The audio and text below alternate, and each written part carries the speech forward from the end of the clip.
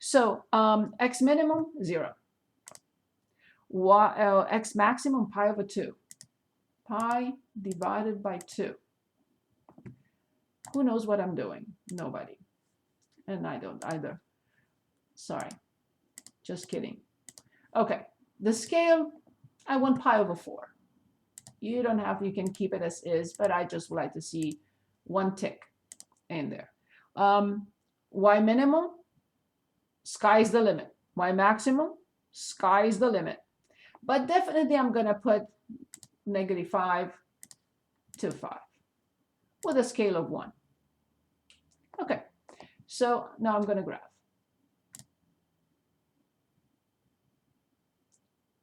Okay.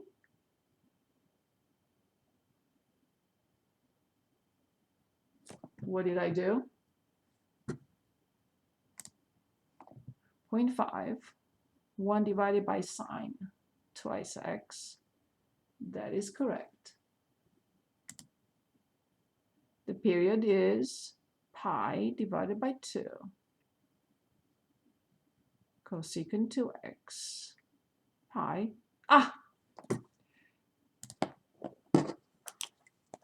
It's cosecant. It's not tangent or cotangent. Sorry about that. I just said it, but I didn't act on it. So this is pi, of course. And this is pi over 2, of course. Okay, let's try again. Okay, viewing window. 0 is okay. Pi, the scale of pi over 4 is fine. Everything else is okay. Okay, excellent, good. So we see this is the graph of cosecant. It should have had a vertical asymptote here. We know that. It should have had a vertical asymptote here. For some reason, I don't know how to make with this program, make the vertical asymptotes show. If you discover somewhere, written somewhere where I can just do something and select something so we can see the vertical asymptotes, please let me know. Please let me know. Okay, so it's cosecant. The period is 2 pi. Like everything the same, like with sine and cosine, I have to divide by the number in front of x, but it's 2 pi. It's not pi. It's not tangent or cotangent. It's 2 pi. 2 pi divided by 2 is pi. So the entire graph is between 0 and pi, not between 0 and 2 pi. So right in the middle, I have pi over 2. And I use the tick of pi over 4. So this is pi over 4, this is another pi over 4, and this is another pi over 4. Any questions about these graphs? So what we need to remember here is that they are not friendly functions other than sine and cosine. They are not. Okay, so just one more to look at some transformations or phase shift. So let's say 26, and this is in 5.8. So we have y, let's say, equals cotangent. There is a 1/2 in front. 1/2 cotangent 2x minus pi. Where I'm getting these is from the handouts that I posted. Okay, so like before, we have to factor out the 2. So in order to find the phase shift. So the period is clear. It's cotangent, so it's pi divided by the number in front of x. So now this is carved in stone because it's cotangent. Tangent and cotangent have period pi. And we have to divide by this. Okay, so I have 1/2 cotangent twice x minus pi over 2. If you want to put it in brackets, so it's clear, put it in brackets. Okay, so this is the phase shift. And this is the period. There is no amplitude for any function but sine and cosine. Amplitude only for sine and cosine. There is no amplitude for tangent, cotangent, secant, cosecant. Okay, so for these functions, we only talk about the period and the phase shift. So if we want to graph this, so I'll go to and clear everything. What do I have? Is 1/2, so 0.5 in front. Cotangent, there is no cotangent in the calculator, so I have to write 1 divided by tangent. And in parentheses, I enter 2x minus pi. The original one or the other one, it doesn't matter. And that's it, because we don't have cotangent. Please do not assume we will get to this, hopefully today. Do not assume that sine inverse is 1 over sine. Do not assume that cosine inverse is cosine 1 over cosine. These are the inverse functions of the trig functions. So every trig function has its inverse. But sine inverse does not mean 1 over sine. So maybe I should clarify this. When you see something like this, I do not like this notation. I do not like this notation. I do not like this notation. I prefer arc sine x because this is confusing or could be confusing.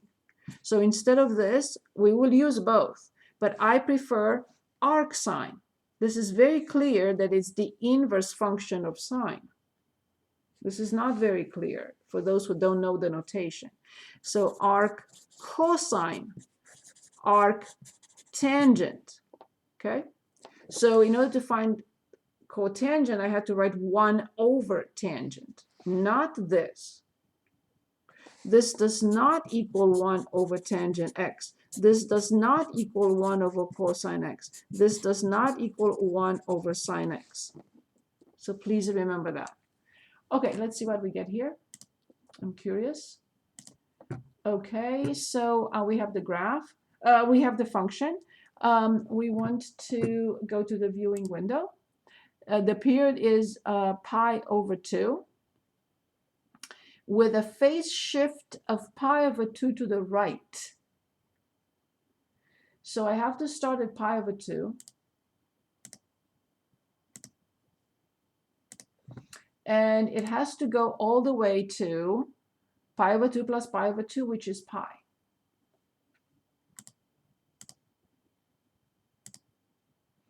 The scale of pi over 4. I think that that's my pi over 4. -5 to positive 5, that will be correct. That will be okay. Anything else we should think of? Okay, let's see what we get. That's it.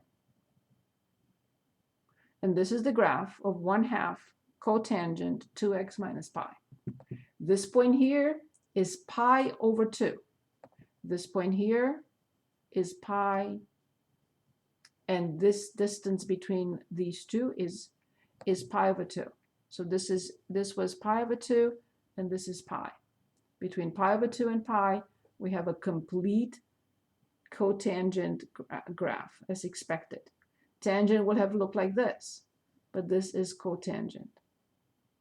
Yes, and there are vertical asymptotes here, of course. Any questions? Yes, these are more complicated functions than sine and cosine.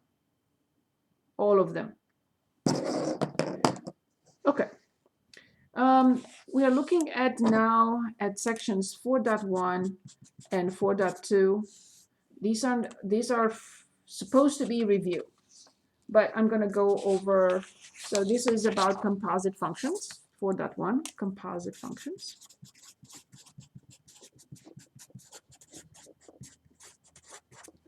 So let me talk about composite functions. After reminding you that if we have f and g, two functions,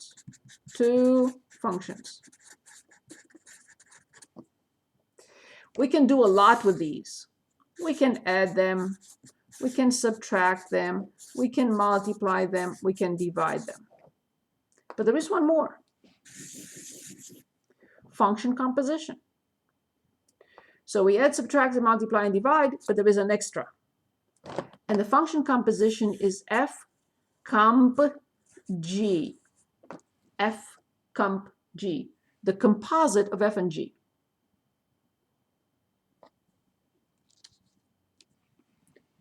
Some people pronounce it composite. So what does, if I'm given, let's say, two functions, and I have here any example you want. So let's look at these rational ones. So 1 over x plus 3, and g of x equals negative 2 over x. It's asking us to find f comp g, g comp f, f comp f, g comp g. F comp f, g comp g, f comp g, g comp f. Now, please select, if you do remember how to determine these. Let's not do all of them. Let's do one or two. If you don't, let me know. But please make a decision. Please make a decision. Which one do you want to start with? We do f comp g. Yes. So we want to start with f comp g. Perfect. What does f comp g mean?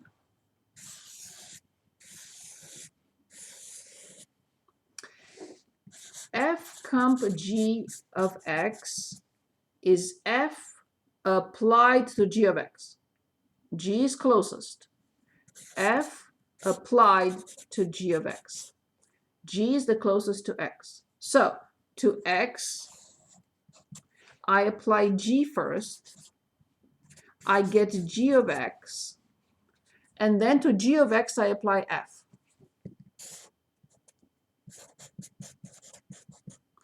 F of g of x. So in order to determine something like this, I will write f comp g. I will write the definition, represents f of g of x. I will replace g by what it equals to. And now I stop. And I look at f. And a long time ago, we said, what does f mean? Okay, f says this. F of whatever equals 1 over whatever plus 3. What is whatever? This is my whatever. Can anyone dictate? No simplifications yet. Just dictate and I will put it in.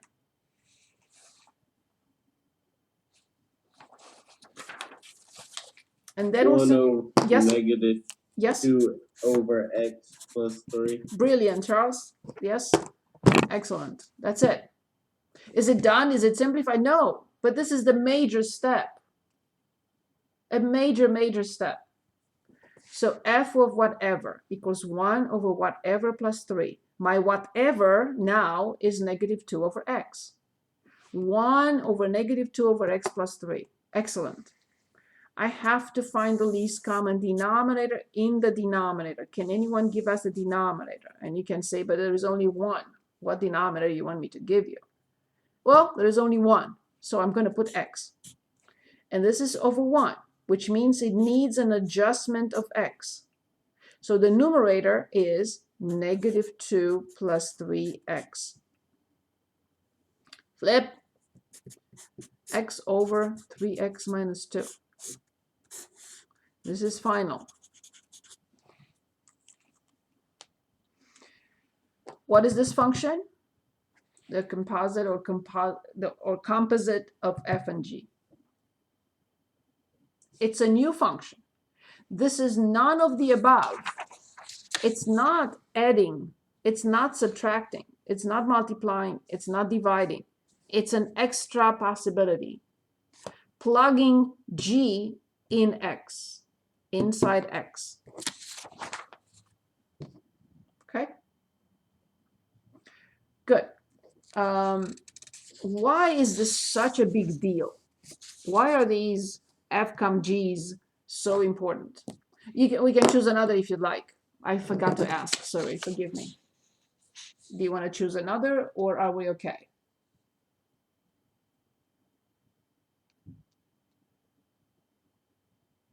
Are we okay? We choose another. Which one? Sophia, I'm sorry, I didn't hear. Can we choose another? It Yes, doesn't matter which yes, one. please choose any. F comp F, G comp G, G comp F. Can we do G of F? This one, Yes. perfect. Okay, so I'm on page 7. Okay, so we have G of F is G of f of x. Slowly replace f of x by 1 over x plus 3. And now stop and look at what G is saying. G is saying this to me.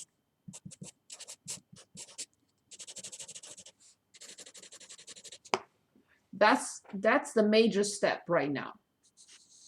How do I write this? G of whatever is negative 2 over whatever.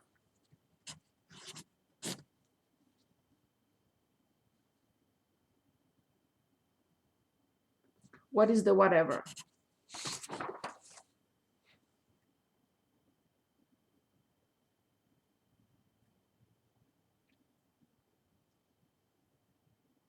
One over x plus 3. Flip, very good. Excellent.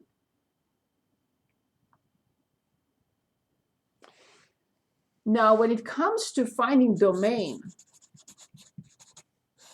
for these functions, that is not a very easy task. So let's find the domain of one, let's say this one, the last one. If you make the error to look at the final form,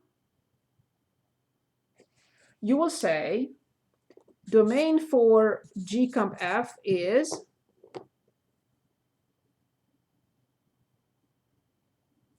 if you make the error of looking at the final form, what will you say the domain would be?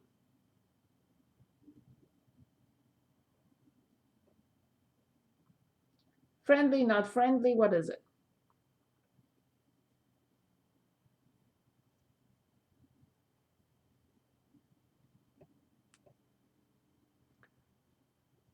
Friendly, not friendly?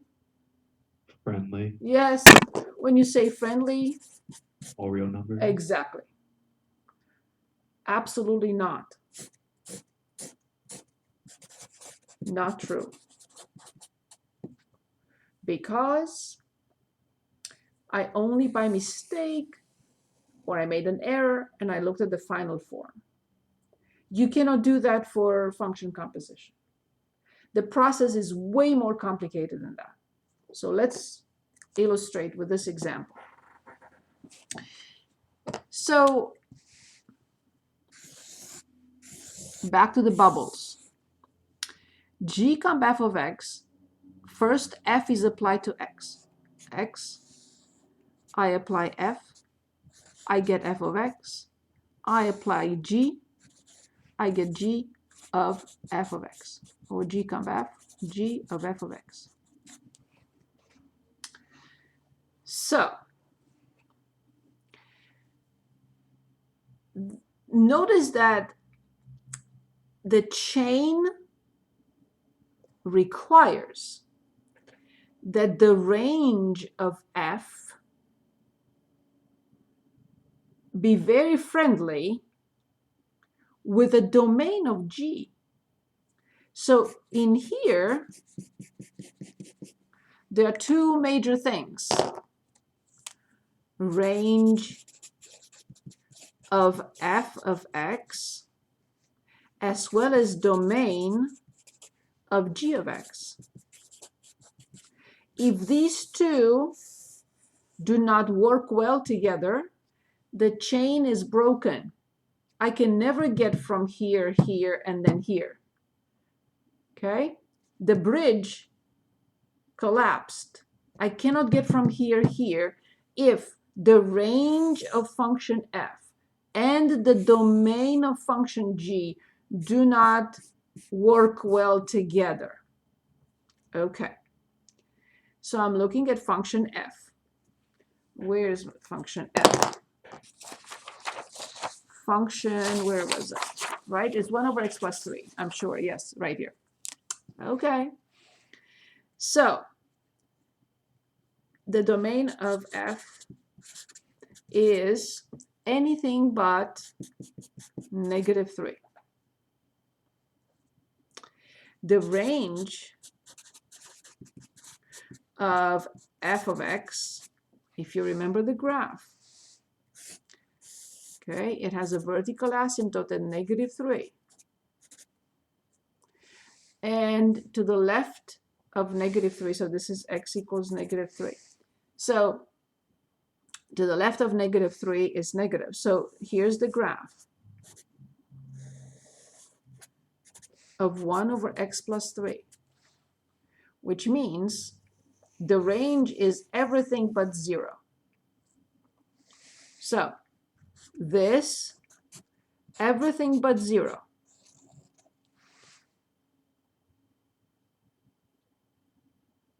That's the range.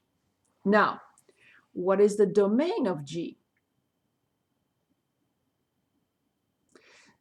G was -2 over x.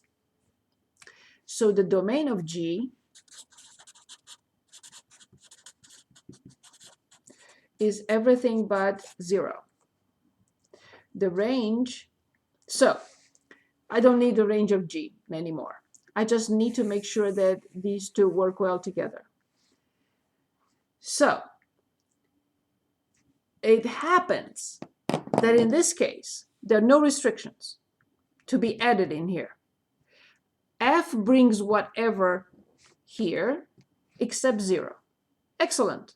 G can be applied to any number here, any number except 0. But 0 is not here because the range of f of x does not have 0 in it. So everything that f brings in here, G can be applied to. The bridge is not broken, and I can get here. However, remember what we said from the very beginning? X cannot equal -3 because the domain of f requires x to not be -3. So then this becomes the domain of G comp f.